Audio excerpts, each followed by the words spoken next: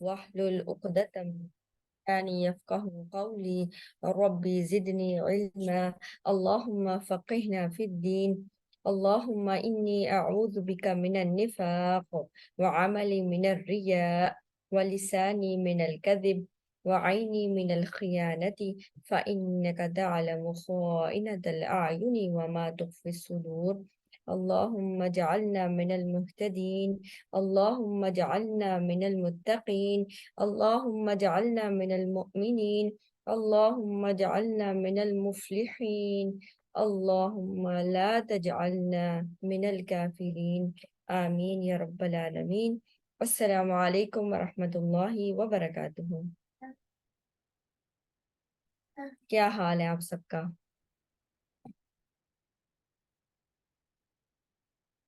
مجھے امید ہے اب میری آواز آ رہی ہوگی۔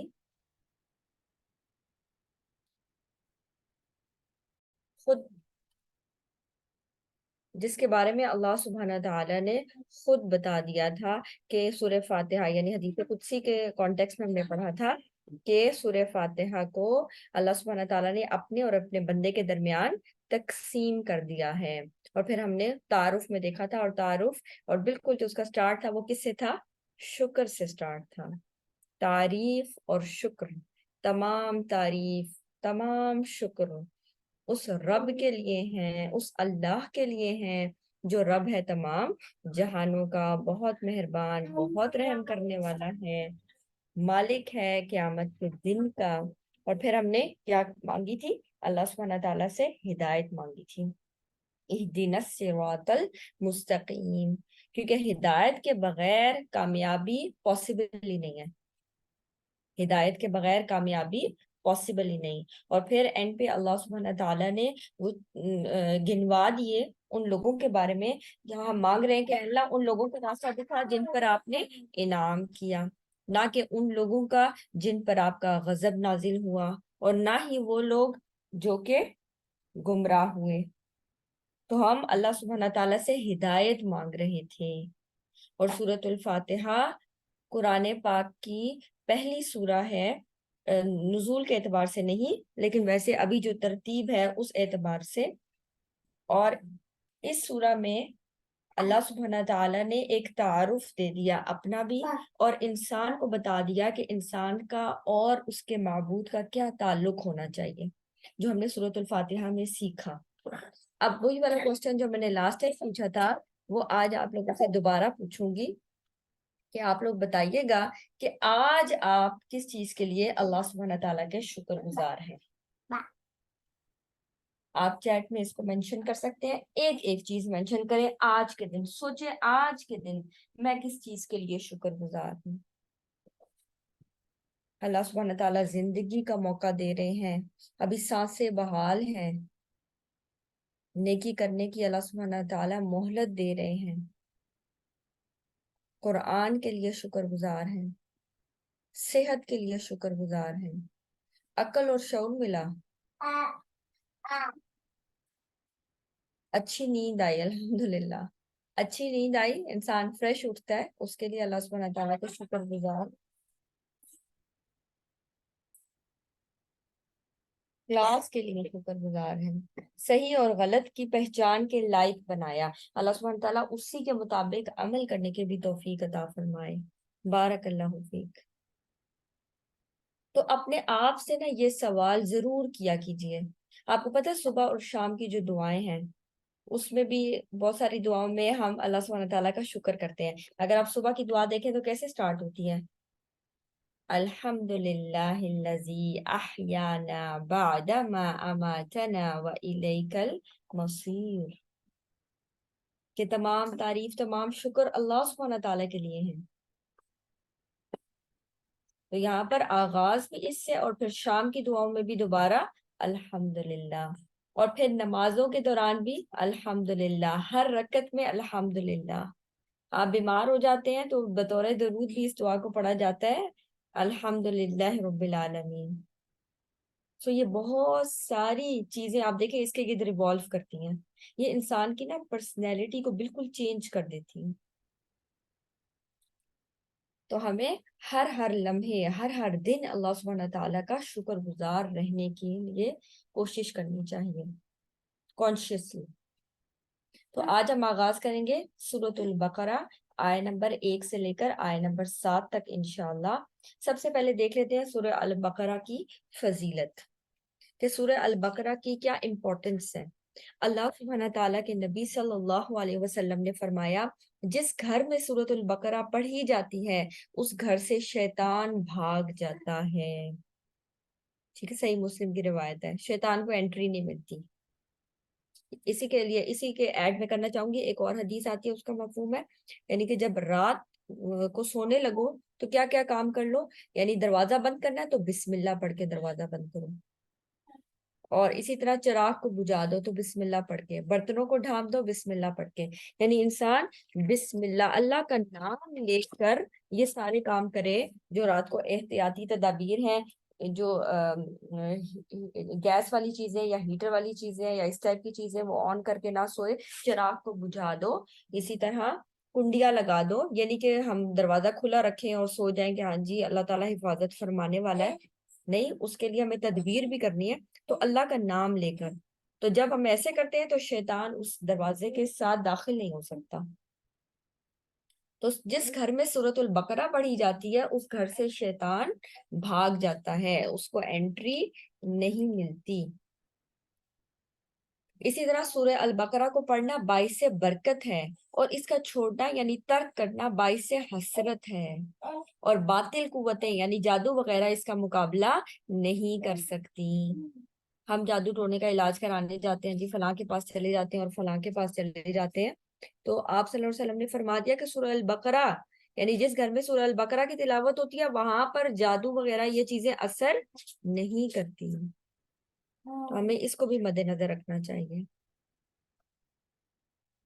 اس کے علاوہ قیامت کے دن سایہ کرے گی، آپ صلی اللہ علیہ وسلم نے فرمایا قرآن مجید کی تلاوت کرو، کیونکہ قیامت کے دن یہ اس کی تلاوت کرنے والوں کے لیے شفاعت کی حیثیت سے آئے گا، ہماری شفاعت کرے گا۔ آپ سوچیں وہ دن کتنا سخت ہوگا، مالک یوم الدین، وہ دن جس کا مالک صرف اللہ سبحانہ تعالیٰ ہوں گے اس دن۔ لمن الملک اليوم، آج کے دن بادشاہت کس کی ہے؟ للہ الواحد القہار، اس بادشاہ کی۔ تو یہاں پر کسی نے لاسٹ ٹائم سوال بھی کیا تھا کہ یہ والی آیت کہاں سے ہے، تو یہ ہے سورہ غافر جس کو سورۃ المومن بھی کہتے ہیں، اس کی آیت نمبر 16، لمن الملک اليوم۔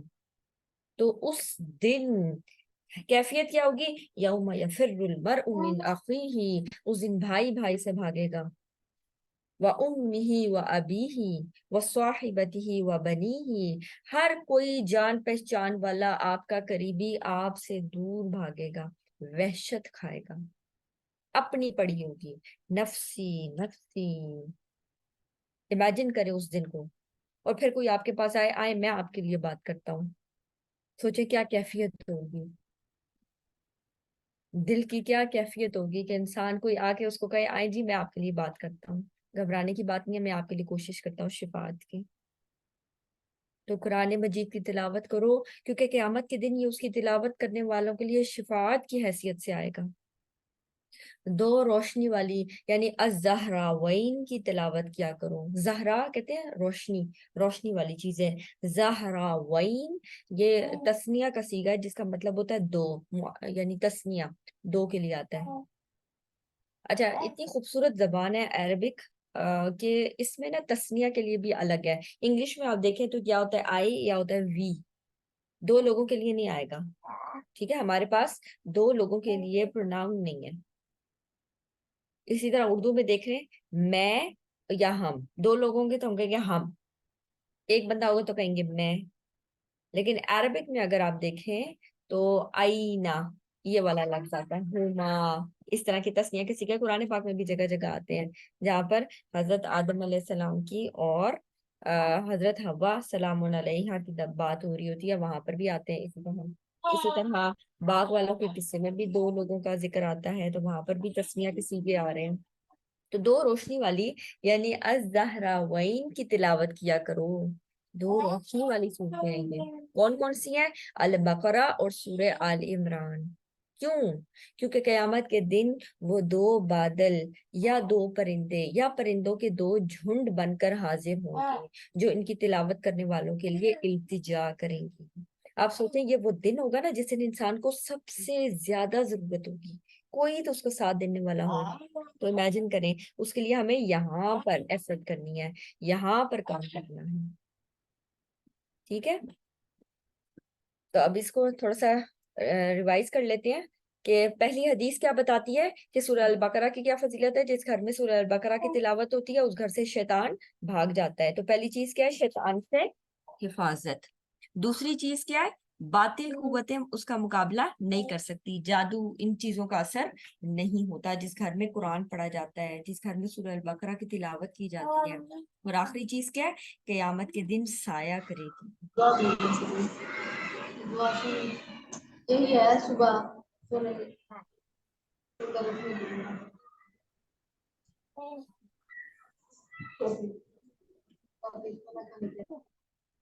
تو قیامت کے دن سایہ کرے گی.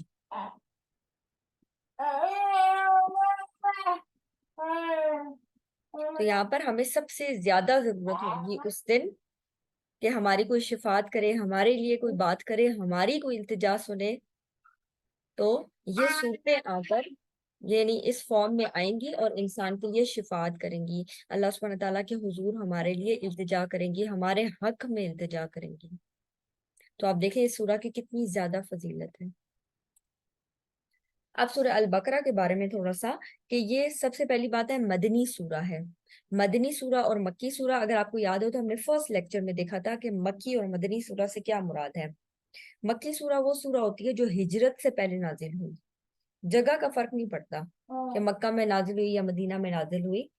تو جو ہجرت سے پہلے نازل ہوئی وہ مکی سورہ کہلاتی ہیں, اور جو ہجرت کے بعد نازل ہوئی وہ مدنی سورہ کہلاتی ہیں. آلدو سورہ البقرہ کی کچھ آیات ہجرت سے پہلے بھی نازل ہوئی ہیں, لیکن ان کی جو تعداد ہے وہ بہت کم ہے, اور زیادہ آیات ہجرت کے بعد نازل ہوئی ہیں. اس بیس پہ اس سورہ کا نام مدنی سورہ ہے. اس سورہ کے بالکل شروع میں اللہ سبحانہ تعالیٰ نے, اور یہ قرآن پاک کی سب سے لمبی سورہ ہے, 286 آیات ہیں. اس کے ہم تھوڑا سا دیکھ لیتے ہیں کہ اگر ہم بالکل شروع میں دیکھیں سورہ البقرہ میں تو یہاں پر 3 قسم کی کیٹیگریز کا ذکر ہے. 3 کیٹیگریز ہیں. اس میں سب سے پہلے مومنین کی, متقین کی بات ہے. سیکنڈ نمبر پہ کافروں کی بات ہے, کافرین کا تذکرہ آتا ہے. اور تیسرے نمبر پہ منافقین کی بات آئے گی. لوگوں کی 3 کیٹیگریز, یعنی تمام لوگ وہ ان تینوں میں سے کسی ایک کیٹیگری میں فال کرتے ہیں. ٹھیک ہے, سب سے پہلے ان کا ذکر آ گیا. اس کے بعد اللہ سبحانہ تعالیٰ ہدایت کا ذکر کرتے ہوئے آدم علیہ السلام کا اور شیطان کا اور حوا سلام علیہا کا تذکرہ بیان کرتے ہیں. اور اس کے بعد بہت لمبا بنی اسرائیل کا تذکرہ آتا ہے. اور بنی اسرائیل کے بعد مختلف جو پیغمبر ہیں جس میں اسپیسیفکلی حضرت ابراہیم علیہ السلام ہیں ان کا بھی تذکرہ آتا ہے. اور اس کے بعد کچھ احکامات جو ہمارے ڈے ٹو ڈے لائف سے متعلق ہے ان احکامات کا بھی تذکرہ آتا ہے. سورہ الفاتحہ کے بارے میں جو مختلف صحابہ ہیں ان کا دیکھتے ہیں. وہ کہتے ہیں یعنی ابن عربی رحم اللہ وہ فرماتے ہیں کہ میں نے اپنے بزرگوں سے سنا کہ سورہ البقرہ میں 1000 امر اور 1000 نہیں اور 1000 حکمتیں 1000 خبر اور قصے ہیں. یہی وجہ ہے کہ حضرت فاروق اعظم رضی اللہ عنہ جب سورہ البقرہ کو تفسیر کے ساتھ پڑھا تو اس کی تعلیم میں 12 سال خرچ ہوئے. اسی طرح حضرت عبداللہ بن عمر رضی اللہ عنہ جو حضرت عمر رضی اللہ عنہ کے بیٹے ہیں وہ کہتے ہیں انہوں نے یہ سورہ 8 سال میں پڑھی. اگر ہم سورہ فاتحہ کو دیکھیں نا تو سورہ فاتحہ میں بیسیکلی 3 جو ٹاپکس ہیں ان کو کور کیا گیا ہے. نمبر 1 اللہ سبحانہ تعالیٰ کو رب ماننا. سیکنڈ چیز اللہ سبحانہ تعالیٰ ہی لائق عبادت ہے, اسی کی عبادت کی جائے. اور تیسری چیز طلب ہدایت مانگی تھی اللہ سبحانہ تعالیٰ سے ہم نے. تو یہاں پر اس چیز کا جواب آ گیا. تمہیں ہدایت چاہیے تھی, تم نے ہدایت مانگی تھی, آ گئی یہ بک. اب آنورڈز یہاں پر ایک کتاب آ گئی جو تمہارے لیے ہدایت کا سبب بنے گی, لیکن اس کے لیے اپنے آپ کو تیار کرو. تو یہاں پر جو بیسک چیزیں تھی نا توحید تھی, اسی طرح جو اللہ سبحانہ تعالیٰ کی عبادت تھی، اور تیسری چیز ہدایت. اب اسی کو اللہ سبحانہ تعالیٰ آگے قرآن میں مختلف جگہوں پر مختلف ٹاپکس کو ڈیٹیل میں بیان کریں گے، یعنی وہاں پر اجماع. اسی لیے کہتے ہیں کہ یہ جو سورہ فاتحہ نا یہ ام القرآن بھی ہے. وہ کیوں ام القرآن ہے؟ کیونکہ وہاں پر جو 3 چیزیں بیان ہوئی ہیں نا، وہ 3 چیزیں باقی اگلے قرآن میں، یعنی اگلا جو پارٹ ہے قرآن کا، اس میں کھول کھول کر بیان کر دی گئی. تو سورہ البقرہ کا یہ مختصر سا بیان تھا. اب ہم آگے چلتے ہیں. ورس نمبر 1، آیہ نمبر 1، وہ کیا کہتی ہے؟ الف لام میم. الف لام میم. قرآن پاک کی بہت ساری 29 سورہ میں کے جو آغاز ہے وہ کن سے ہوتا ہے؟ حروف مقطعات سے ہوتا ہے. اور آپ کو سائٹ پہ نظر آ رہے ہوں گے حروف مقطعات، جیسے الف لام میم ہے، الف لام میم صاد، الف لام را، نون، قاف. تو کبھی تو یہ 4 حروف پر مبنی ہوتا ہے، کبھی 5، کبھی ایک ہی جیسے قاف اور نون ہے، کبھی 2 بھی جیسے حامیم ہے، یاسین ہے. حامیم والی صورتیں تو بہت زیادہ آپ کو ملیں گی، جن کو حوامیم بھی کہتے ہیں، یعنی بہت ساری صورتیں جو کہ حامیم سے سٹارٹ ہوتی ہیں.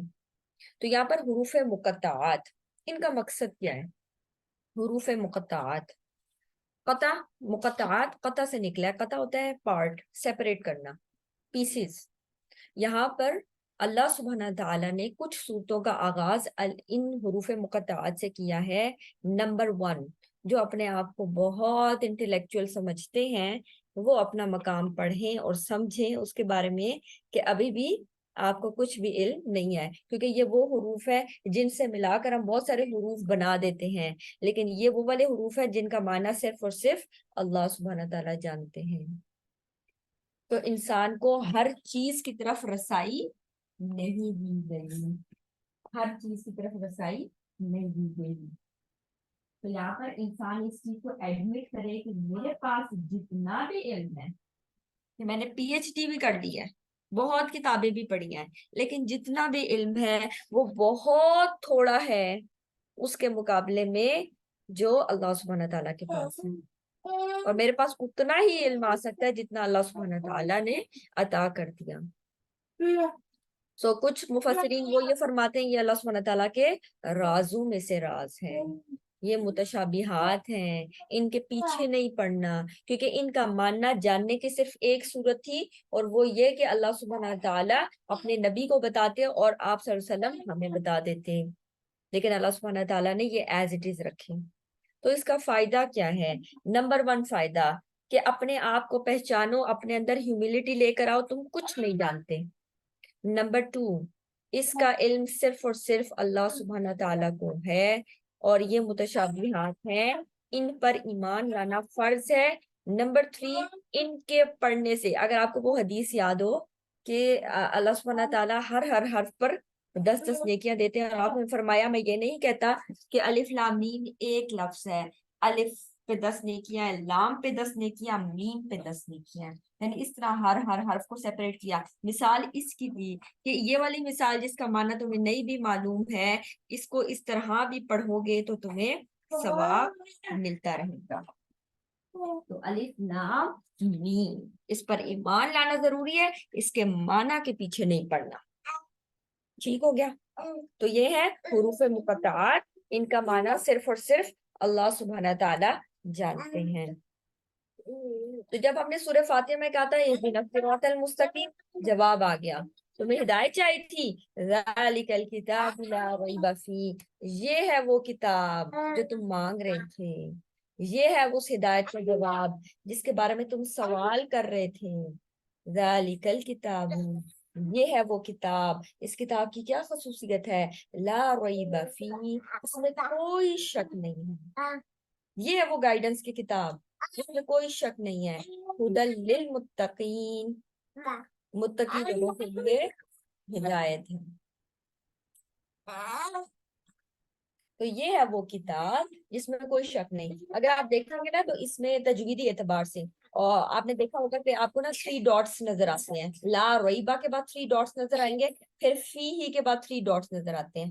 اور آپ دیکھیں کہ جب آپ اس کو ایسے پڑھیں گے ذالک الکتاب لا ریب فیہ، یہ وہ کتاب ہے لا ریبہ فیہ جس میں کوئی شک نہیں ہے. یہ وہ کتاب ہے جس میں کوئی شک نہیں ہے, کوئی ڈاؤٹ نہیں ہے. کوئی بھی بندہ کتاب لکھتا ہے نا, وہ یہ دعویٰ نہیں کر سکتا اس کتاب میں کوئی غلطی نہیں ہے, اس کتاب میں کوئی شک کی گنجائش ہی نہیں ہے. وہ کیا کہتے ہیں, اگر آپ کو اس کتاب میں کوئی چیز ایسی نظر آتی ہے جو اس کی تصحیح ضروری ہے تو آپ اس کو اس پتے پر لکھ بھیجیں, اس ای میل ایڈریس پہ ای میل کر دیں. ایسا ہوتا ہے. تو یہ بہت بڑا دعویٰ ہے اور یہ دعویٰ کوئی انسان نہیں کر سکتا.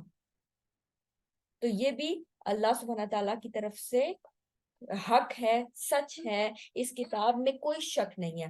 سٹل اگر کسی کو شک ہے, جیسے قرآن پاک میں سورہ البقرہ میں ہی آیت نمبر 23-24 میں آتا ہے وَإِن كُنتُمْ فِي رَيْبٍ مِّمَّا نَزَّلْنَا, اگر تمہیں اس کے نزول میں شک ہے تو شک ہوگا تو تمہاری طرف سے ہوگا.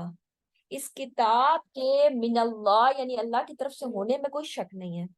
سٹل اگر تمہیں شک ہے تو وہ تمہاری کم علمی کی وجہ سے ہے. اپنے علم کو بڑھاؤ. فَاسْأَلُوا أَهْلَ الذِّكْرِ, ان لوگوں سے پوچھ لو, ان کنتم لا تعلمون, اگر تم نہیں جانتے تو لوگوں سے پوچھو, سوال کرو, اہل علم سے سوال کرو. فَاسْأَلُوا أَهْلَ الذِّكْرِ, اہل علم سے سوال کرو اگر تمہیں نہیں معلوم. تو یہاں پر یہ وہ کتاب ہے جس میں کوئی شک نہیں ہے, متقی لوگوں کے لیے اس میں ہدایت ہے. تو یہاں پر سب سے پہلی چیز کیا آ گئی, نمبر 1 یہ وہ کتاب ہے جس میں کوئی شک نہیں ہے. نمبر 2 یہ وہ کتاب ہے جس میں کوئی شک نہیں ہے, جس میں ہدایت ہے متقی لوگوں کے لیے. تو فی ہی اگر پچھلی والی لائن کے ساتھ ملائیں گے تو اس کا مطلب ہوگا اس کتاب میں کوئی شک نہیں ہے. فی ہی اس میں کوئی شک نہیں ہے, اس کے اللہ سبحانہ تعالیٰ کی جانب سے ہونے میں کوئی شک نہیں ہے.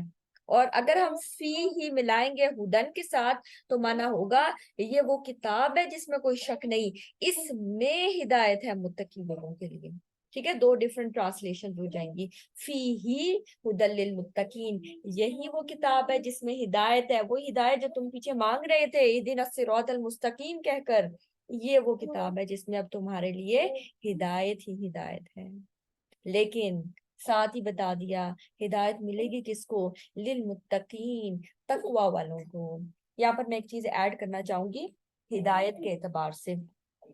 ہدایت کے نا مختلف درجات ہوتے ہیں.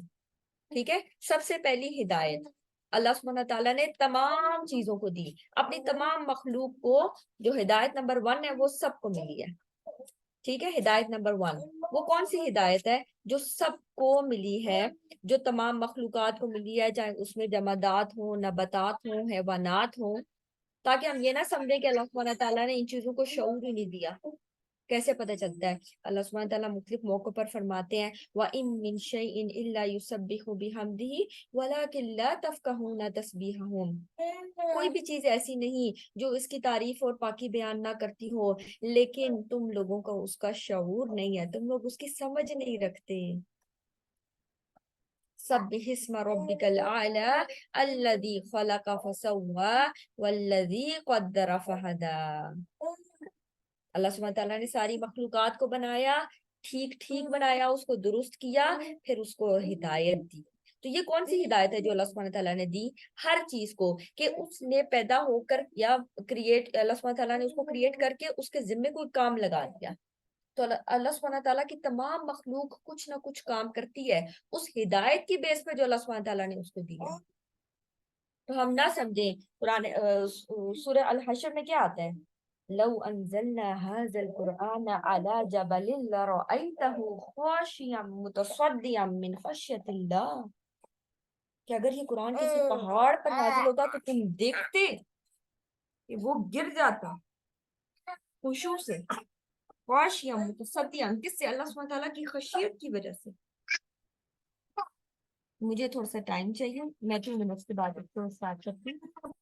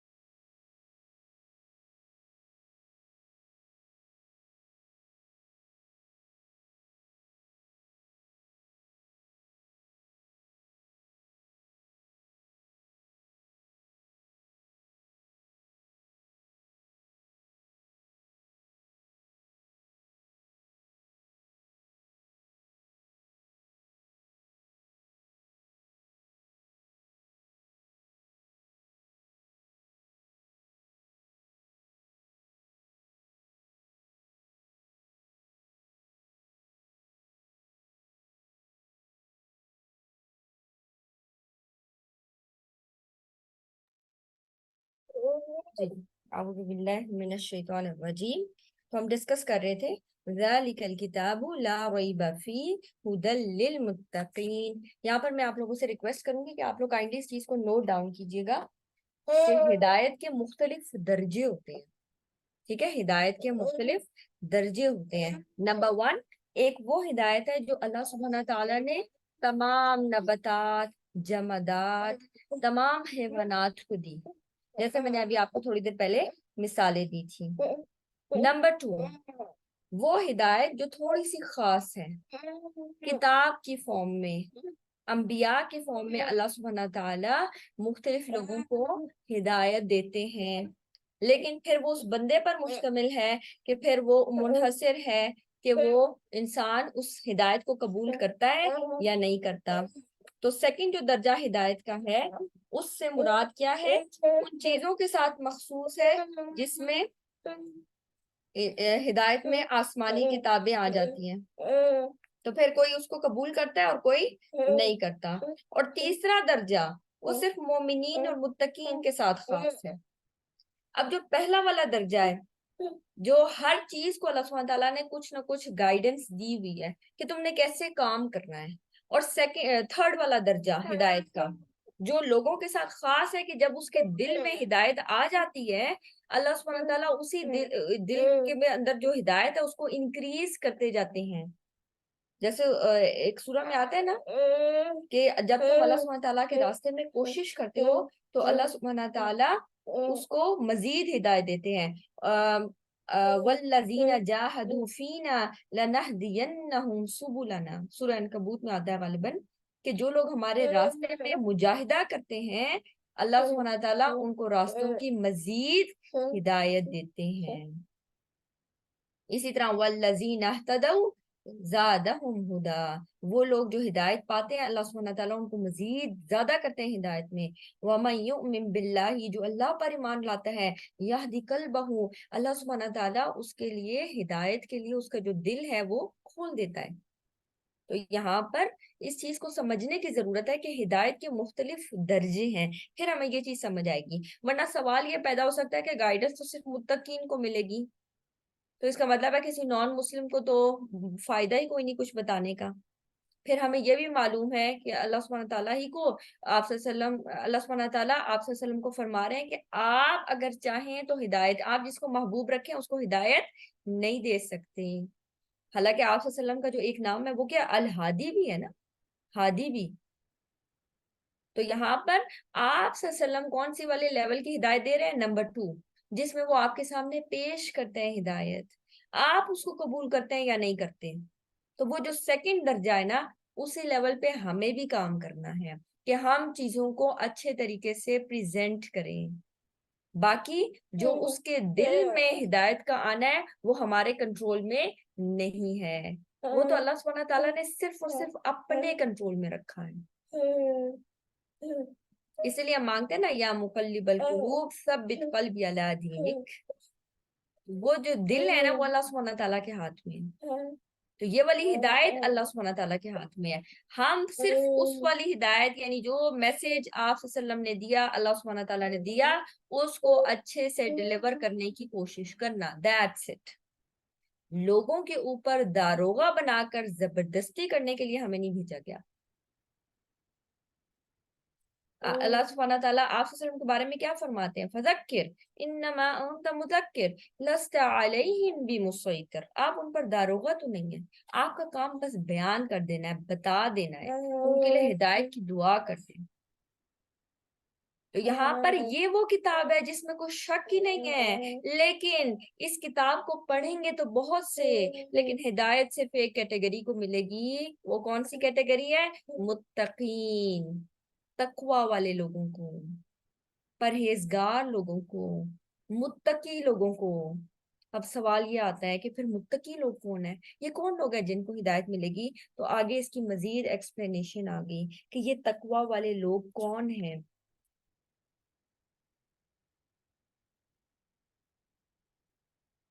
تو المتقین نارملی ٹرانسلیشن آتی ہے نا پرہیزگار لوگ, تو تقوی کا جو لفظ ہے نا وہ وقایا, اسی سے نکلا, بچنا, وقینا ہم پڑھتے ہیں وقینا عذاب النار، ہمیں آگ کے عذاب سے بچا لیجئے. تو متقین کون لوگ ہیں؟ تقوی والے، ڈرنے والے، بچنے والے. تقوی نا انسان کے اندر صرف خوف پیدا نہیں کرتا، یہ امپورٹنٹ بات ہے، میں ریپیٹ کرتی ہوں. تقوی صرف انسان کے اندر خوف نہیں پیدا کرتا، وہ اس کو اچھے عمل کی ترغیب بھی دیتا ہے. یعنی خوف بھی ہو اور پھر انسان اس خوف کے مطابق عمل بھی کرے. اور جو تقوی ہے نا، یہ اتنا خوبصورت لفظ ہے کہ اس میں نا صرف خوف اور ڈر نہیں ہے، یہ سٹارٹ ہوتا ہے اللہ سبحانہ تعالیٰ کے خوف سے کہ مجھے پنشمنٹ نہ ملے، لیکن اینڈ کس سے ہوتا ہے؟ اس چیز سے بچنا کہ اللہ سبحانہ تعالیٰ مجھ سے ڈس اپوائنٹ نہ ہو جائے، میں اللہ سبحانہ تعالیٰ کی ایکسپیکٹیشنز کو پورا کر سکوں یا پوری کر سکوں. تو یہاں پر اللہ سبحانہ تعالیٰ کی ناراضگی سے بچنا، اس ڈر سے، کیونکہ جب انسان کا یہ ریلیشن شپ ڈیولپ ہوتا جاتا ہے تو انسان اس کیفیت میں آ جاتا ہے کہ اب وہ اس چیز سے بھی ڈرتا ہے کہ اللہ سبحانہ تعالیٰ ناراض نہ ہو جائے مجھ سے اس بات پر. اب وہ صرف یہ نہیں دیکھتا کہ میں کوئی ایسا کام نہیں کر رہا جس پر میں میرے اوپر جہنم نہ واجب ہو جائے، یعنی وہ صرف جہنم کی فکر نہیں کرتا، وہ اس چیز کی بھی فکر کرتا ہے کہیں میں اللہ سبحانہ تعالیٰ کو ڈس اپوائنٹ نہ کر دوں. کیونکہ جہاں پر محبت ہوتی ہے نا، وہاں پر آپ اس چیز کا بھی خیال رکھتے ہیں کہ کوئی ایسی چیز نہ ہو جو اس کو بری لگے. تو یہ ہے تقوی، جو سٹارٹ ہوتا ہے کہ انسان ڈرے کہ اللہ سبحانہ تعالیٰ کی پنشمنٹ ہے، لیکن پھر ایسا ایسا اس درجے پر آ جائے کہ انسان اس چیز سے بھی ڈرے کہ کہیں اللہ سبحانہ تعالیٰ مجھ سے ناراض نہ ہو جائے. یہ ہوتا ہے متقی، تقوی. اور یہ کیسے آئے گا؟ عمل کے بغیر نہیں آ سکتا. اس لیے اگلی آیات میں ایکسپلین کر دیا گیا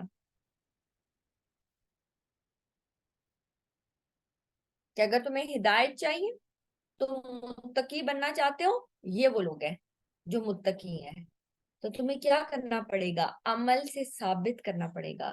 تم نے ہدایت مانگی، ہم نے تمہیں کتاب دی، اس کتاب سے تبھی تم فائدہ اٹھا سکو گے جب تم متقی بنو گے. متقی بننا چاہتے ہو، آؤ یہ کام کرو. نمبر 1، الذین یؤمنون بالغیب، وہ لوگ جو غیب پر ایمان لاتے ہیں. ہم جب چھوٹے ہوتے تھے نا، تو مجھے نہیں پتا آپ لوگوں کا، لیکن ہم جب چھوٹے ہوتے تھے تو ہمیں یہ چیز ریوائز کرائی جاتی تھی، ایمان مفصل اور ایمان مجمل.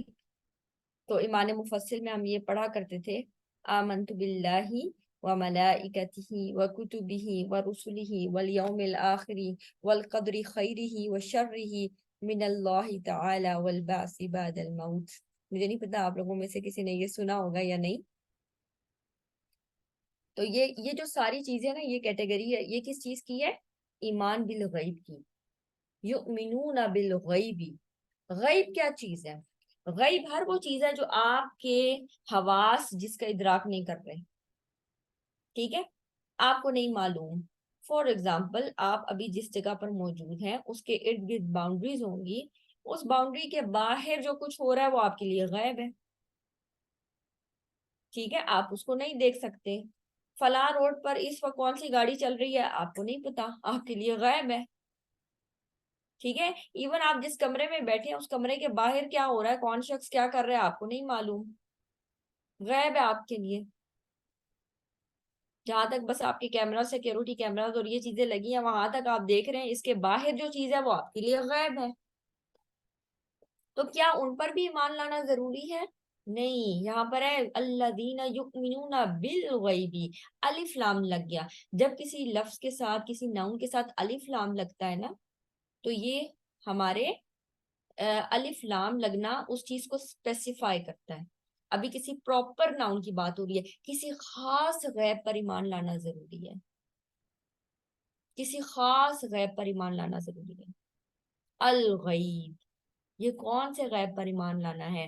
میں وہ دوبارہ دہرا دیتی ہوں. بالکل ایمان مفصل، ایمان مجمل. تو یہاں پر ایمان مفصل میں ہم کیا پڑھتے تھے؟ آمنت باللہ، اللہ پر ایمان لانا. ہم اللہ سبحانہ تعالیٰ کو دیکھ تو نہیں سکتے، اللہ سبحانہ تعالیٰ ہمارے لیے غیب ہے، لیکن اس پر ایمان لانا. اور ایمان لانا صرف یہ نہیں کہ آپ کو نالج ہے کہ اللہ سبحانہ تعالیٰ ہے.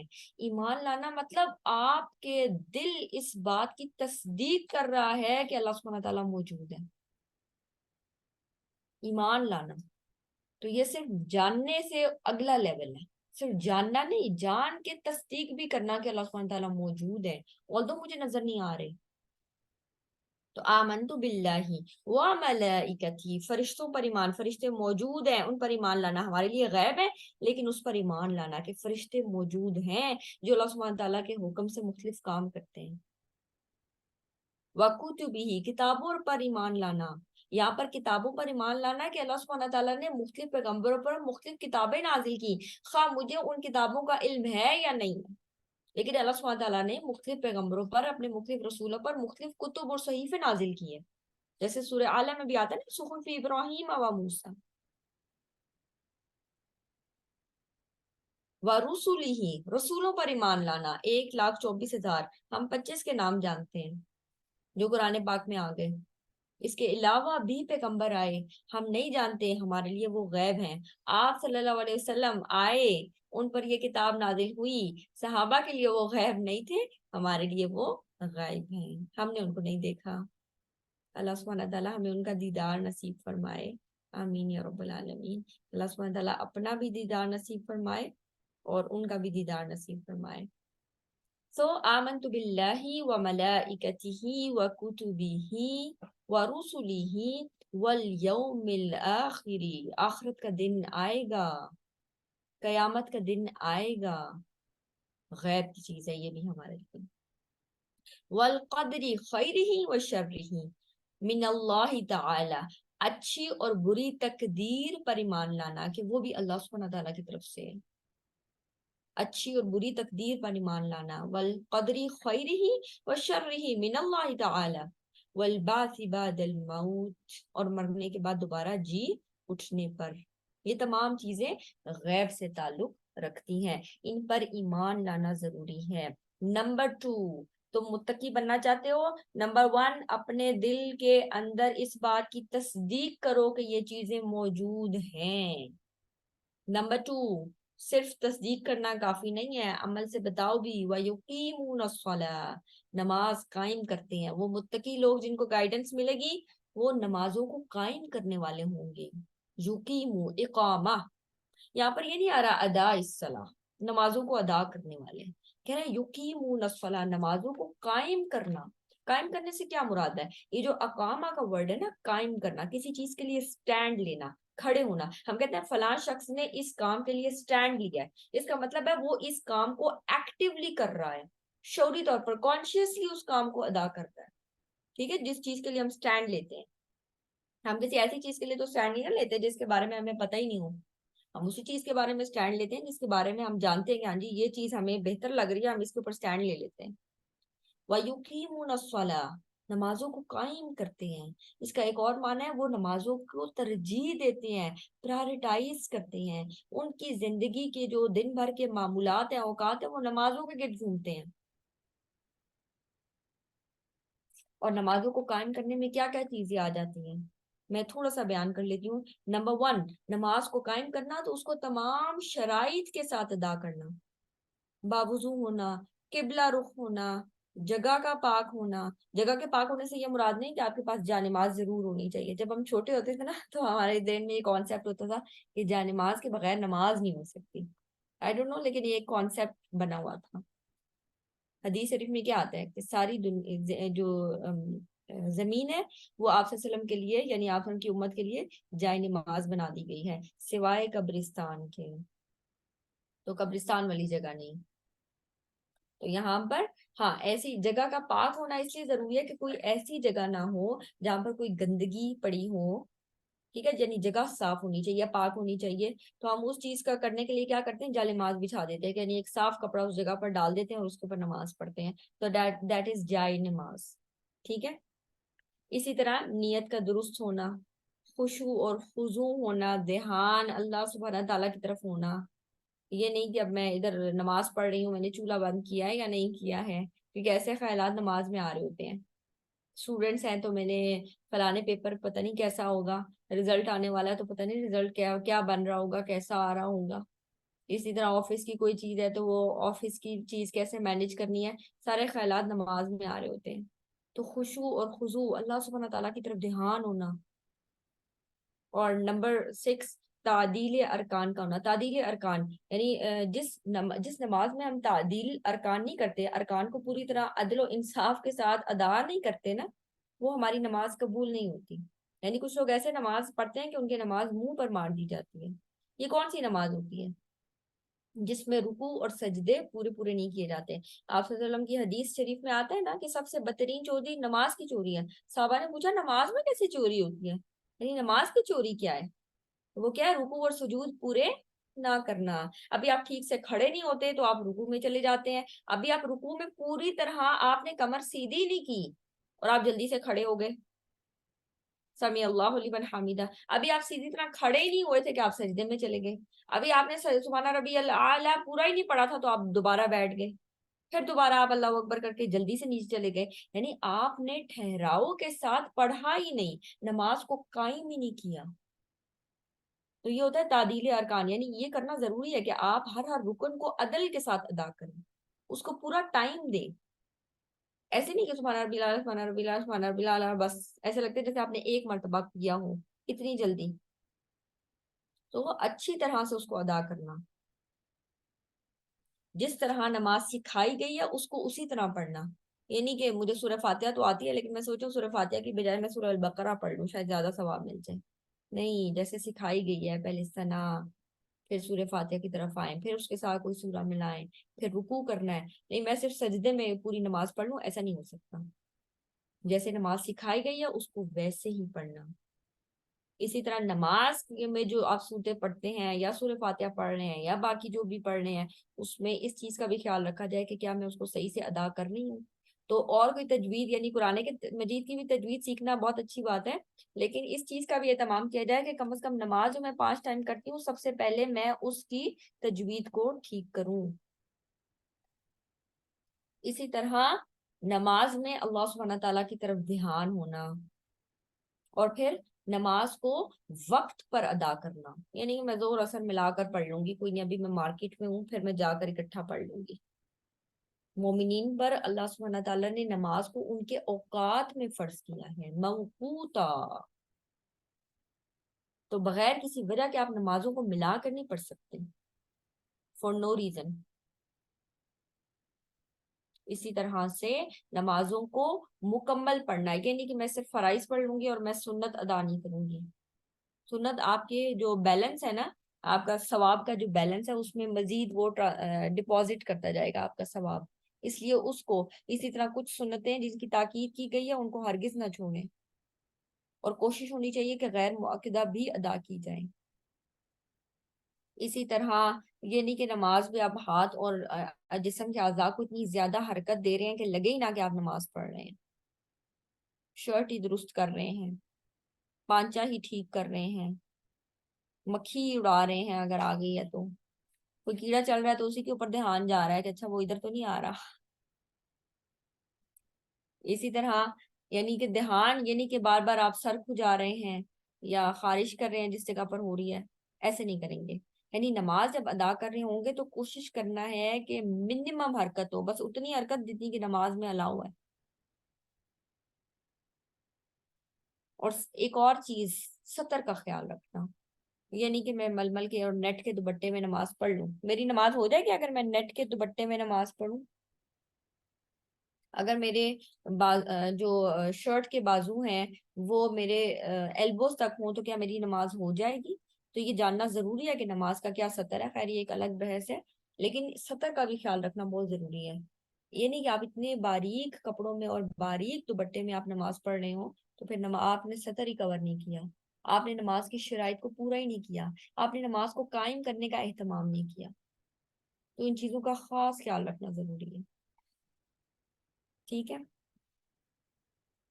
تو یہاں پر یؤمنون بالغیب. اچھا ایمان کو جیسے میں نے آپ کو بتایا نا کہ وہ خوف پلس عمل, اس میں ایک اور چیز میں مینشن کرتی ہوں. سورہ انفال میں آیت نمبر 48 میں آتا ہے, جب شیطان دیکھتا ہے نا فرشتوں کو اترتے ہوئے غزوہ بدر میں وہ فرشتوں کو اترتے ہوئے دیکھ رہا تھا تو کہنے لگا وَقَالَ إِنِّي بَرِيءٌ مِّنْكُمْ, میں تو آج کے دن تم سے بری ذمہ ہوں. إِنِّي أَرَىٰ مَا لَا تَرَوْنَ, میں تو وہ چیزیں دیکھ رہا ہوں جو تم نہیں دیکھ رہے. إِنِّي أَخَافُ اللَّهَ, میں تو اللہ سے ڈرتا ہوں. اللہ سبحانہ تعالیٰ اس کی یہ بات کوٹ کر رہے ہیں قرآن میں کہ شیطان اپنے منہ سے کہہ رہے ہیں میں اللہ سے ڈرتا ہوں. تو صرف خوف ہونا کافی نہیں ہے. جو پچھلی سلائیڈ تھی نا کہ اللہ سبحانہ تعالیٰ کا خوف، صرف خوف ہونا کافی نہیں ہے. خوف، ایسا خوف جو آپ کو عمل پر ابھارے، یہ ریکوائرڈ ہے. ورنہ خالی خوف تو شیطان کو بھی تھا. ابو لہب کو بھی جب پتہ چلا تھا نا کہ آپ صلی اللہ علیہ وسلم نے اس کے بارے میں یہ سورہ پڑھی ہے تو وہ ڈر گیا تھا.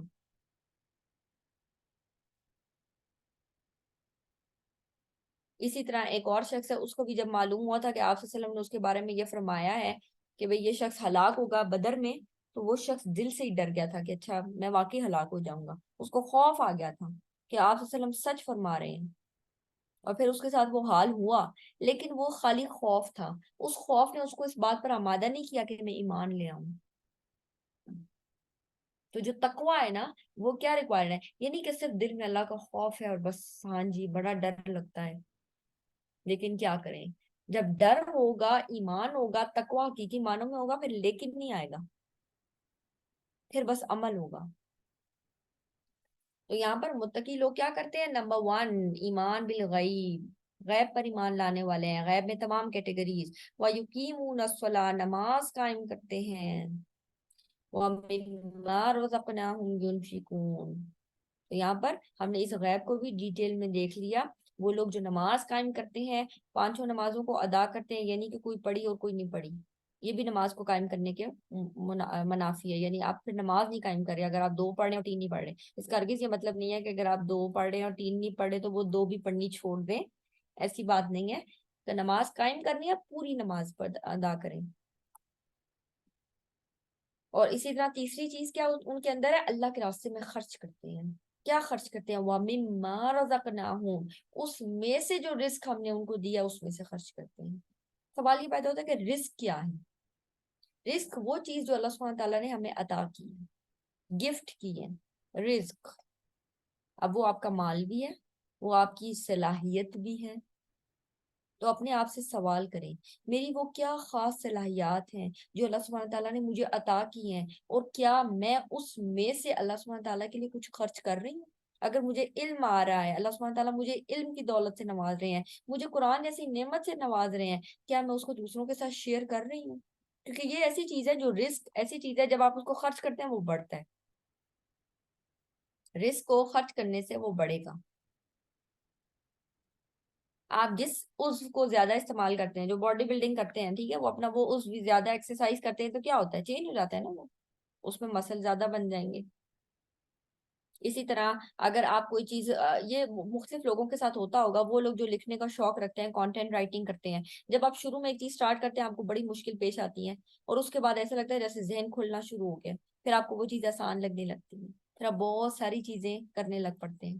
تو جس چیز کا آپ زیادہ استعمال کریں گے، آپ قرآن کی آیات سیکھ رہے ہیں، آپ اس کو دوسروں کے ساتھ شیئر کریں، آپ کو یہ یاد رہیں گی. آپ کو یاد ہوگا کہ میں نے آپ کے ساتھ ایک چیز شیئر کی تھی کہ علم عمل کا دروازہ کھٹکھٹاتا ہے. اگر اس کو دستک یعنی اس کی قبول ہو جائے، دروازہ کھل جائے، تو دونوں چیزیں آ جاتی ہیں. اور اگر جواب موصول نہ ہو تو علم بھی رخصت ہو جاتا ہے، عمل نہ ہو تو علم بھی رخصت ہو جاتا ہے.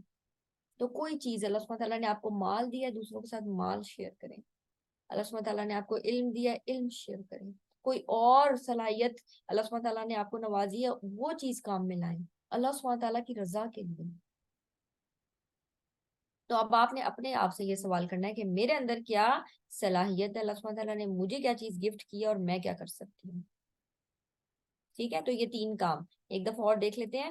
نمبر 1 غیب پر ایمان لاتے ہیں. نمبر 2 نماز قائم کرتے ہیں. نمبر 3 جو رزق ہم نے ان کو دیا اس میں سے خرچ کرتے ہیں. وہ اس چیز کو جانتے ہیں کہ جو چیز بھی مجھے ملی ہے اس میں میرا کوئی کمال نہیں ہے، وہ مجھے اللہ سبحانہ تعالیٰ نے دی ہے. اور اس کا ایک خوبصورت نقطہ وہ پتہ ہے کیا؟ وَمِمَّا، تھوڑا سا اس میں سے دے دو جو اللہ سبحانہ تعالیٰ نے تمہیں دیا ہے. مِمَّا رَزَقْنَاهُمْ، سارا نہیں دینے کو کہا جا رہا، تھوڑا سا تو دو جو اللہ سبحانہ تعالیٰ نے دیا ہے. یعنی وہ لوگ اس بات کا کامل یقین رکھتے ہیں کہ ہمیں اللہ سبحانہ تعالیٰ نے جو چیز عطا کی ہے وہ ہماری اپنی نہیں تھی، عطائی ہے، عطا کی گئی ہے، مجھے اس کو کام میں لانا ہے. تو اللہ سبحانہ تعالیٰ فرماتا ہے جو ہم نے انہیں رزق دیا ہے اس میں سے تھوڑا سا خرچ کر لیتے ہیں. زکوٰۃ میں یہ نہیں کہا پورا پورا مال دے دو، 2.5% دو، تھوڑا دو، کچھ نہیں ہے، کھجور کا ایک ٹکڑا ہی صحیح، اس کو بھی حقیر نہ جانو. اپنی ہمسائی کے ساتھ بکری کا کھر بھی اگر ہے تو اس کو بھی شیئر کر لو. سالن تھوڑا شوربا بنا لو اور اس کو شیئر کر لو. یعنی شیئر کرو، بخیل نہ بنو.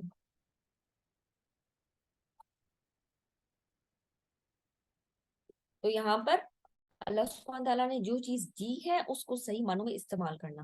اور وہ کیا کرتے ہیں؟ وَالَّذِينَ يُؤْمِنُونَ بِمَا أُنزِلَ إِلَيْكَ، وہ اس پر بھی ایمان لاتے ہیں جو آپ کی طرف نازل کیا گیا ہے. کیا چیز آپ صلی اللہ علیہ وسلم کی طرف نازل کی گئی ہے؟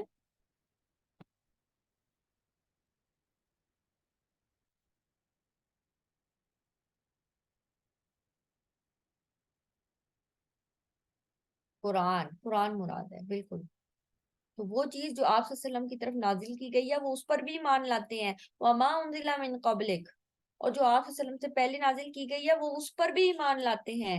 وَبِالْآخِرَةِ هُمْ يُوقِنُونَ، اور یہ آخرت پر یقین رکھنے والے ہیں. آخرت کا ان کو یقین ہے. یہاں پر دیکھیں ایمان نہیں آیا، وَبِالْآخِرَةِ هُمْ يُؤْمِنُونَ نہیں کہا گیا، کہا گیا وَبِالْآخِرَةِ هُمْ يُوقِنُونَ، آخرت پر یقین رکھنے والے ہیں. یقین نا یہ ایمان کا اگلا درجہ ہے. ہم کہتے ہیں مجھے اس چیز پر ایمان ہے، اور پھر ہم کہتے ہیں ہمیں اس چیز پر یقین ہے کہ یہ چیز ہوگی.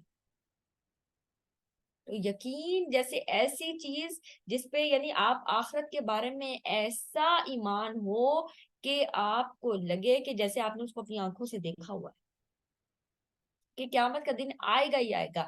جب آپ اپنی آنکھوں سے کسی چیز کو دیکھ لیتے ہیں نا، تو اب آپ کو کوئی شخص کہ نہیں یہ چیز ایسی نہیں، آپ کہتے ہیں نہیں ایسی ہے، میں نے خود دیکھی ہے، مجھے یقین ہے کہ ایسا ہی ہے. تو جس چیز کو آپ نے محسوس کیا ہوتا ہے اس چیز کو آپ یقین کے ساتھ کہتے ہیں ہاں جی ایسے ہی ہے.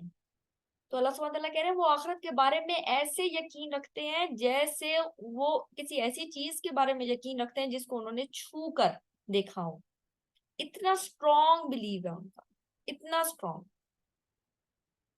وَبِالْآخِرَةِ هُمْ يُوقِنُونَ، آخرت پر وہ یقین رکھتے ہیں. اس سے ایک اور چیز بھی سمجھ میں آتی ہے، والذین یؤمنون بما انزل الیک، جو آپ صلی اللہ علیہ وسلم پر نازل کیا گیا اس پر ایمان لاتے ہیں، اس کے اوپر یقین رکھتے ہیں، اس کے بارے میں. کیونکہ ہمارے اوپر جو کمپلشن ہے وہ کس چیز کی ہے؟ جو آپ صلی اللہ علیہ وسلم پر کتاب نازل ہوئی یعنی قرآن، اس کے اوپر ایمان لانا اور اسی کے اوپر عمل کرنے کے ہم مکلف ہوئے ہیں. ہم نے اسی پر عمل بھی کرنا ہے. پچھلی کتابوں پر ہم نے عمل نہیں کرنا، لیکن کتابیں جس فارم میں اللہ سبحانہ تعالیٰ نے نازل کی تھی ان کے اوپر یقین رکھنا، ان کے اوپر ایمان رکھنا ضروری ہے. کہ اللہ سبحانہ تعالیٰ نے مختلف انبیاء کو مختلف کتب دی، لیکن ان کے اوپر ایمان لانا ہے کہ وہ اللہ سبحانہ تعالیٰ نے نازل کی، لیکن اس کے اوپر عمل کرنا ہمارے اوپر ضروری نہیں ہے. ہم اس کے اوپر عمل نہیں کریں گے. عمل کس پہ ہوگا؟ قرآن کے اوپر ہوگا. اس سے ایک اور بات بھی پتہ چلتی ہے کہ جو نزول کا سلسلہ تھا وہ آپ صلی اللہ علیہ وسلم پر آ کر سٹاپ ہو گیا. اب کوئی یہ دعویٰ کرے میں بھی پیغمبر ہوں مجھ پر بھی وہی آتی ہے، تو نہیں، یہ نہیں کہہ رہا وما انزل من قبلک و بعد، اس پر بھی ایمان لائے جو آپ سے پہلے اور جو آپ کے بعد. نہیں، وما انزل من قبلک، یہاں سے فل سٹاپ لگ گیا کہ نازل ہوتی تھی وہی آپ سے پہلے بھی اور آپ پر بھی نازل ہوئی، لیکن آپ کے بعد نازل نہیں ہوگی. آپ صلی اللہ علیہ وسلم آخری نبی ہیں، وہی کا سلسلہ بند، مزید کوئی کتاب نہیں آنے والی، مزید کسی نئے رسول کو نہیں بھیجا جائے گا. ما کان محمد ابا احد من الرسول، وہی خاتم النبیین ہے. وبالآخرۃ هم یوقنون، آخرت پر وہ یقین رکھتے ہیں. تو جو شخص کو یقین ہو کہ قیامت کا دن آئے گا، حساب کتاب ہوگا، تو کیا اس کا عمل نہیں بدلے گا؟ یقیناً بدلے گا. اولئک علی ھدی من ربہم، یہ لوگ ہیں جو اپنے رب کی طرف سے ہدایت پر ہیں، اور یہی لوگ ہیں واولئک ھم المفلحون، یہی لوگ ہیں جو سکسیسفل ہیں، یہ وہ لوگ ہیں جو فلاح پائیں گے. تو پیچھے جو ہدایت کی بات ہے وہ یہاں آ کر رکتی ہے. یہ لوگ جو یہ کام کریں گے یہ اصل میں گائیڈنس کے حقیقی طلبگار ہوں گے، جن کو فکر ہوگی. وہ صرف زبانی کلامی نہیں کہیں گے بس ہم ایمان لائے، وہ عمل سے کر کے بتائیں گے. وہ نمازیں پڑھتے ہوں گے، وہ اللہ کے راستے میں خرچ کرتے ہوں گے،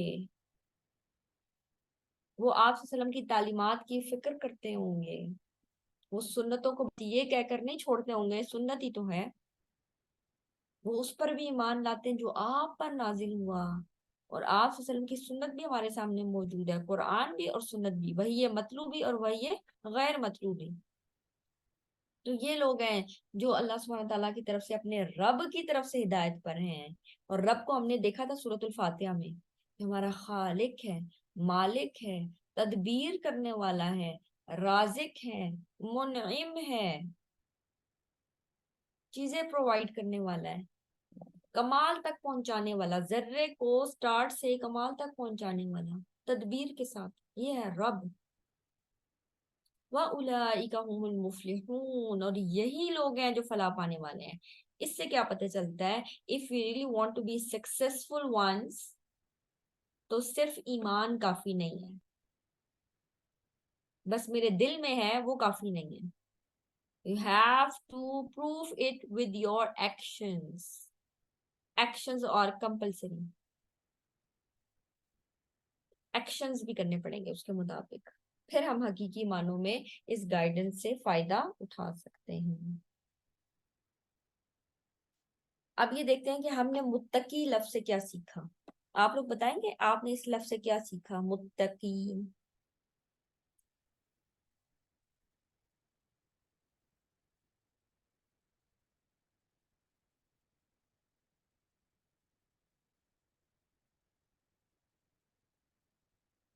مجھے خوشی ہوگی اگر آپ لوگ اس میں پارٹیسپیٹ کریں گے۔ اللہ سبحانہ تعالیٰ کے ڈر سے زندگی گزارنا، بالکل اللہ سبحانہ تعالیٰ سے ڈرنے والے، شعوری طور پر اللہ سبحانہ تعالیٰ کا ڈر ہونا جو آپ کو حقیقی معنوں میں اچھے کام کرنے کی ترغیب دے، ایسا خوف جو عمل کو بدلے، ایکسیلنٹ، ایسا خوف جس کے اندر سے ہمارے عمل میں تبدیلی آئے، اللہ سبحانہ تعالیٰ کا شعور ہونا، بالکل کانشیسلی، خوف بھی اور عمل بھی، گڈ۔ اللہ سبحانہ تعالیٰ کی خوشنودی، اللہ سبحانہ تعالیٰ کو خوش کرنے کی فکر کرنا اور ڈس اپوائنٹ کرنے سے بچنا، اس کام سے رک جانا اللہ سبحانہ تعالیٰ کو ناپسند ہے، گڈ۔ اللہ سبحانہ تعالیٰ کی ناراضگی کا ڈر، یعنی اللہ سبحانہ تعالیٰ مجھ سے ناراض بھی نہ ہو، خوف نہیں بلکہ عمل بھی، صرف ڈر نہ ہو سزا کا لیکن اللہ سبحانہ تعالیٰ کی ناراضگی کا خوف بھی ہو، بارک اللہ فیک۔ تو mindful fear of Allah with change in action and attitude، اللہ سبحانہ تعالیٰ پہ یقین اور ڈر کرنا تقوی کہلاتا ہے، جی بارک اللہ فیک۔ آخری آیت آج کی، ان الذین کفروا، اب یہ سیکنڈ کیٹیگری کی بات ہے، ٹھیک ہے، یہ سیکنڈ کیٹیگری ہے۔ فرسٹ کیٹیگری میں اللہ سبحانہ تعالیٰ نے متقین کی بات کی، سیکنڈ کیٹیگری میں اللہ سبحانہ تعالیٰ کافرین کی بات کر رہے ہیں۔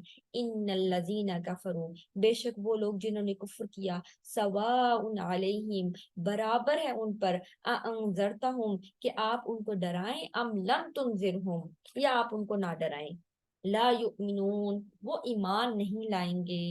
کون سے کافرین کی بات ہو رہی ہے؟ یہ امپورٹنٹ ہے دیکھنا، کافر، کافر، کفرا، یہ لفظ نکلا ہے چھپانے سے، جو کسان ہوتا ہے نا اس کو بھی کافر کہتے ہیں، کیوں؟ کیونکہ وہ بیج کو زمین کے اندر چھپاتا ہے۔ تو یہاں پر کون سے کافرہ مراد ہے، کون سے کافر مراد ہے؟ ان الذین کفروا، وہ لوگ جو جنہوں نے کفر کیا، وہ لوگ جنہوں نے ریجیکٹ کیا۔ کافر وہ شخص ہوتا ہے جس کے سامنے آپ نے علم کو بار بار پیش کیا، اس کو ملٹیپل اپرچونٹیز ملی کہ وہ سمجھ سکے کہ یہ صحیح ہے اور یہ غلط، اس کے باوجود وہ کسی چیز کا انفلوئنس لے اور چیزوں کو ایکسیپٹ نہ کرے، چاہے وہ اس کی انا ہے، چاہے اس سے اس کی شہرت میں خرابی آتی ہے، چاہے اس سے اس کا سٹیٹس میں خرابی آتی ہے، وہ اس چیز کو نہیں چھوڑنا چاہتا۔ تو یہاں پر ان الذین کفروا، وہ لوگ جنہوں نے بار بار چیزیں پریزنٹ ہوئی اس کے باوجود ریجیکٹ کیا، تو اب چاہے آپ ان کو ڈرائیں یا نہ ڈرائیں وہ ایمان نہیں لائیں گے، اب وہ گون کیسز ہیں، ان کا عمل نہیں بدلے گا، وہ ایمان لائیں گے ہی نہیں۔ ہم میں سے کوئی شخص نہیں کہہ سکتا کہ اللہ سبحانہ تعالیٰ نے اس کے دل پر مہر لگا دی ہے، ہمیں اپنی طرف سے کام کیے ہی جانا ہے، ہمیں یہ چیز کرتے ہی رہنا ہے۔ ان الذین کفروا، وہ لوگ جنہوں نے کفر کیا، جنہوں نے جھٹلا دیا، جنہوں نے مانا ہی نہیں، جنہوں نے تصدیق ہی نہیں کی، یہ ایسے کیسز ہیں کہ جن کو آپ ان پر محنت کریں یا نہ کریں وہ ایمان نہیں لائیں گے. تو جیسے میں نے آپ کو بتایا نا کہ ہم اس چیز کو نہیں دیکھ سکتے کیونکہ وحی کا سلسلہ بند ہو چکا ہے. ہم نہیں جانتے کہ اللہ سبحانہ تعالیٰ کس شخص کو کس موقع پر ہدایت دے دے، لیکن اللہ سبحانہ تعالیٰ یہ ایسے لوگوں کی بات کر رہے ہیں جو کہ بالکل ایسے ہیں جن کے دل پر مہر لگ چکی ہے. اسی لیے اگلی آیت میں اللہ سبحانہ تعالیٰ کیا فرما رہے ہیں کہ وہ لوگ جو ایمان نہیں لاتے، جنہوں نے کفر کیا، اللہ سبحانہ تعالیٰ نے ان کے ساتھ کیا معاملہ کیا. بار بار ان کے پاس اپرچونٹیز آئی، انہوں نے اس سے فائدہ نہیں اٹھایا، تو اللہ سبحانہ تعالیٰ نے کیا کیا؟ ختم اللہ علی قلوبہم، اللہ سبحانہ تعالیٰ نے ان کے دلوں پر، وعلی سمعہم، اور ان کے کانوں پر مہر لگا دی. اللہ سبحانہ تعالیٰ نے ان کے دل پر اور ان کے کانوں پر مہر لگا دی. وعلی ابصارہم غشاوہ، ان کی آنکھوں پر پردہ ہے. وَلَهُمْ عَذَابٌ عَظِيمٌ، اور ان کے لیے بہت بڑا عذاب ہے. اب یہاں پر سوال یہ پیدا ہوتا ہے کہ اللہ سبحانہ تعالیٰ نے مہر لگا دی ہے ان کے دل پر اور ان کے کانوں پر. پہلے دل کو مینشن کیا، کیوں؟ اس میں نا ایک لطیف سا اشارہ ہے جو میں آپ لوگوں کے ساتھ شیئر کرنا چاہتی ہوں. تقوی کا تعلق کس چیز سے ہے؟ التقوی ہا ہونا، آپ نے حدیث سنی ہوگی، التقوی ہا ہونا. تقوی کہاں ہوتا ہے؟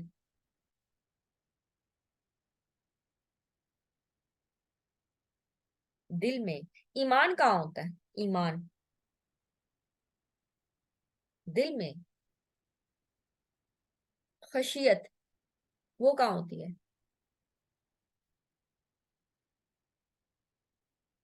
دل میں. ٹھیک ہے، یعنی دل اس چیز کا احساس کرتا ہے نا، تو آپ کے جو اعضاء ہیں ان کے اندر اس چیز کا اثر نظر آتا ہے.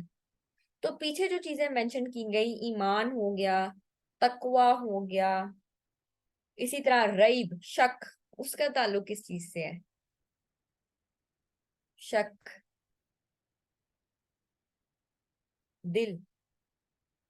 تو بہت ساری چیزوں کا تعلق دل سے ہے. تو اللہ سبحانہ تعالیٰ کہتے ہیں یہ دل جس کے اوپر بار بار چیزوں کو پریزنٹ کیا گیا، اس دل نے صرف شک کو اپنایا، ایمان کو جگہ نہیں دی، تقوی کو جگہ نہیں دی، خشیت کو جگہ نہیں دی. تو کیا کیا اللہ سبحانہ تعالیٰ نے؟ ان کے دل پر مہر لگا دی.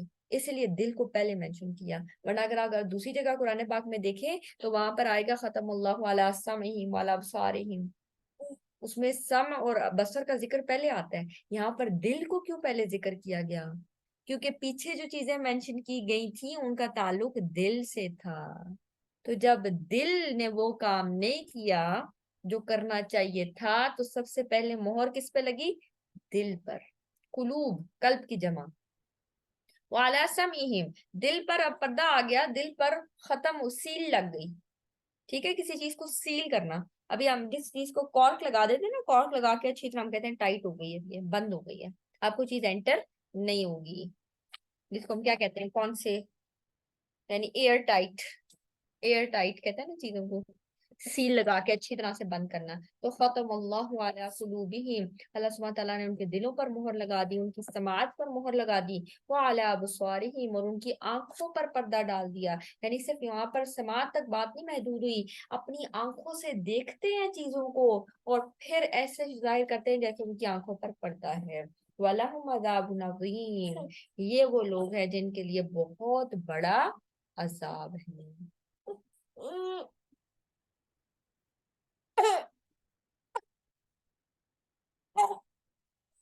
تو یہاں پر جو کافرون کا لفظ ہے نا، کہ ہم کسی شخص کو ڈکلیئر نہیں کریں گے کہ یہ شخص کافر ہے. ٹھیک ہے، ہم نہیں ڈکلیئر کریں گے، بلکہ ہم کیا کہیں گے؟ نان مسلم. یہ شخص نان مسلم ہے، اسلام نہیں لایا ہوا.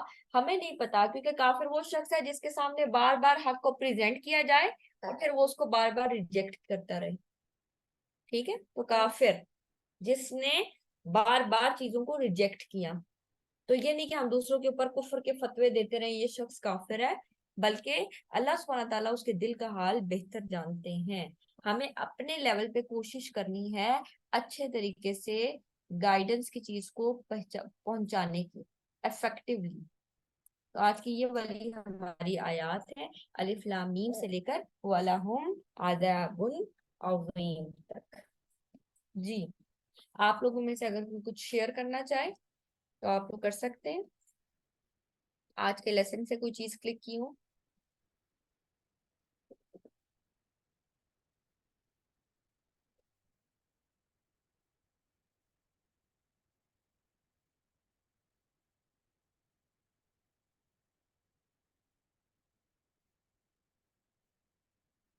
آج کے لیسن میں سے اگر کوئی چیز کلک کی ہو تو آپ لوگ اس کو شیئر کر سکتے ہیں.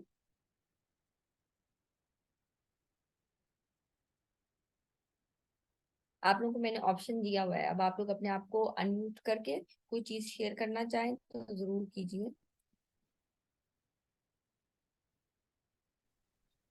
مجھے پوچھنا تھا ایک چیز کہ آپ نے کہا تھا کہ ٹیسٹ بھی ہوگا جیسے ایم سی کیوز کا, تو وہ تو ابھی تک نہیں آئے اس کی لنکس. اچھا, جو ٹیسٹ ہے نا وہ انشاءاللہ آپ لوگوں کو گروپ میں ہی بتایا جائے گا کہ کب ہوگا ٹیسٹ, اور اس کے بعد آپ اس کو کریں گے. یہ ہر لیسن کے بعد نہیں ہوگا. صحیح, جزاک اللہ. ٹھیک ہے. آج کے لیسن کے السلام بارے میں علیکم ورحمۃ کوئی اللہ شخص, جی جی, وبرکاتہ. وعلیکم السلام ورحمۃ اللہ. جی مجھے دو باتیں, ہاں تو میں دو ایکشن پوائنٹس شیئر کرنا چاہوں جی جی گی.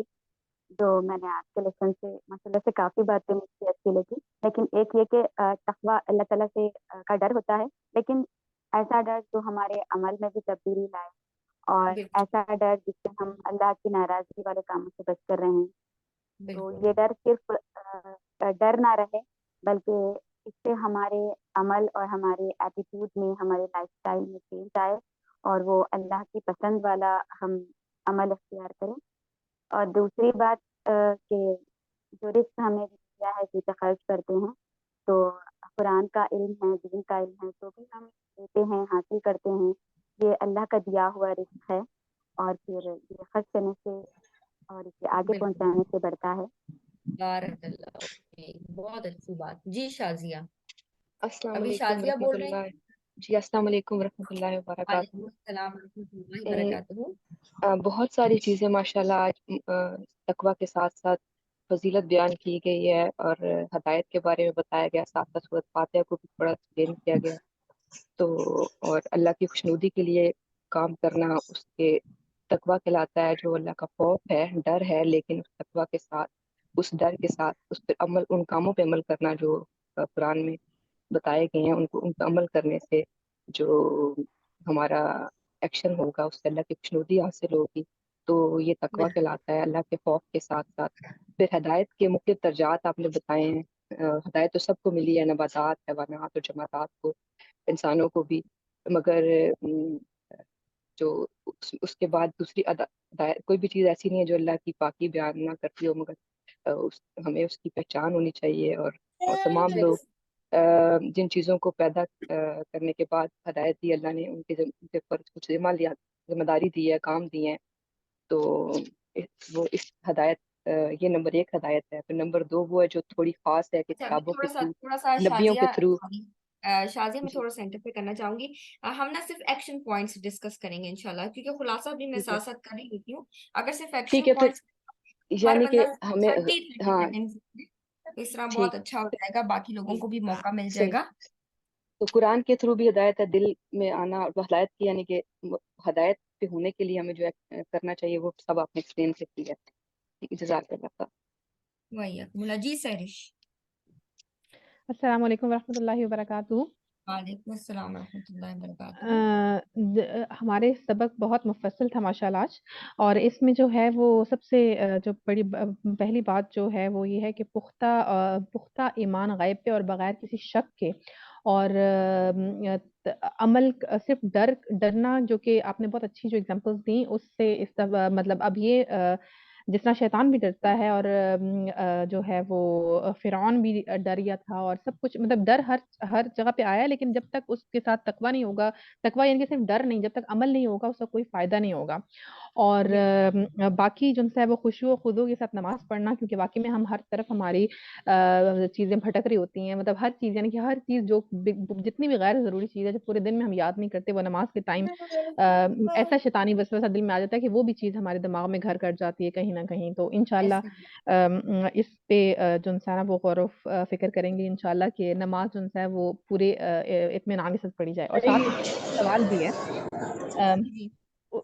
ایک سوال بھی ہے, میرا سوال یہ ہے کہ جس طرح نماز جو ہے وہ میں جو ہم لوگ مطلب جو پڑھ رہی ہوں وہ یہ کہ غیر معقدہ سنتیں ہیں جو ہے وہ ہم ادا کرتے ہیں, اور ساتھ میں فرض پڑھتی ہوں, صرف فرض نماز اور سنت غیر معقدہ.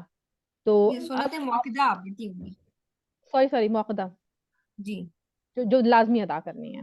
जी जी हाँ सॉरी, गैर मुआक़दा नहीं पढ़ती यानी कि मैं। ठीक है तो इस पे अगर आप कुछ बताएँ, क्योंकि मतलब यानी कि अगर हम सिर्फ़ मुआक़दा पढ़ रहे होंगे और फ़र्ज़ पढ़ रहे होंगे तो क्या ये ठीक है?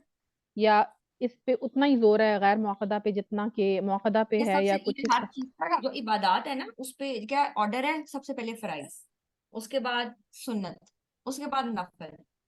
ठीक है, यानी ये ऑर्डर इस तरह से है। तो हम जब भी नमाज पढ़े हो ना, फिर वही वाली बात है कि फराइज तो अदा कर ही रहे हैं, लेकिन उसके बाद इंसान जितनी भी कोशिश करे कि क्यामत वाले दिन इंसान को हसरत ना हो, कि भाई जो कि क्यामत का एक दिन नाम है ना यौमुल हसरा, इंसान को हसरत होगी कि काश मैंने एक सजदा और कर लिया होता।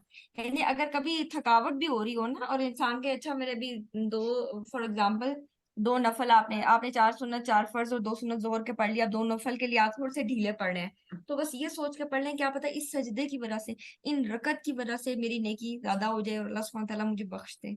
इस एक सजदे की वजह से यानी अपने आप को खुद मोटिवेट करें, सेल्फ मोटिवेट हो कि हाँ जी मुझे हो सकता है इसकी वजह से मुझे बख्शिश हो जाए, इस वजह से मेरे जो अमाल नामा है वो राइट वाला उसका पलड़ा भारी हो जाए। तो इस तरह से इसको ऑर्डर में लेके चलना चाहिए और कोशिश करनी चाहिए कि इंसान इंक्रीज करता रहे इसको। ठीक है, तो ये भी इंसान की हिफाजत करेगा। एक और जो हदीस आती है वो क्या है कि जब इंसान के फराइज में कोई कमी कोताही होगी फिर नवाफिल को देखा जाएगा ना, कि फिर उसने जो सुन्नत गैर मुअक्कदा और नवाफिल अदा किए उसके मुताबिक उसका टेस्ट लिया जाएगा। तो उसमें चीजें ऐड अप कर दी जाएंगी, तो कुछ प्लस माइनस होगा तो उधर हो जाएगा। तो यहाँ पर इंसान ये देखे, हम में से कोई शख्स ये नहीं कहता मैंने 100% फराइज ऐसे अदा किए जैसे तो हक था, कमी कोताही रहती है तो उनको इन चीजों से पूरा किया जाएगा। तो इंसान इन चीजों का भी खास ख्याल रखे। आप लोगों का ब्रेकआउट रूम्स में जाने का टाइम हो रहा है। ठीक है, नेक्स्ट टाइम हम कोशिश थोड़ी सी करेंगे कि आप लोग इस चीज में अपना हिस्सा जरूर डालें। कोई सवाल हो तब भी जरूर पूछा करें, और अगर कोई चीज आपको क्लिक की हो तो उस चीज को भी आप लोग शेयर किया कीजिए। तो अब आप लोग ब्रेकआउट रूम्स की तरफ जाएंगे। व आखिर दावाना अनिल हम्दुलिल्लाहि रब्बिल आलमीन। सुब्हानक अल्लाहुम्मा व बिहम्दिका नशहदु अन ला इलाहा इल्ला अंता नस्तगफिरुका व नतूबु इलैक।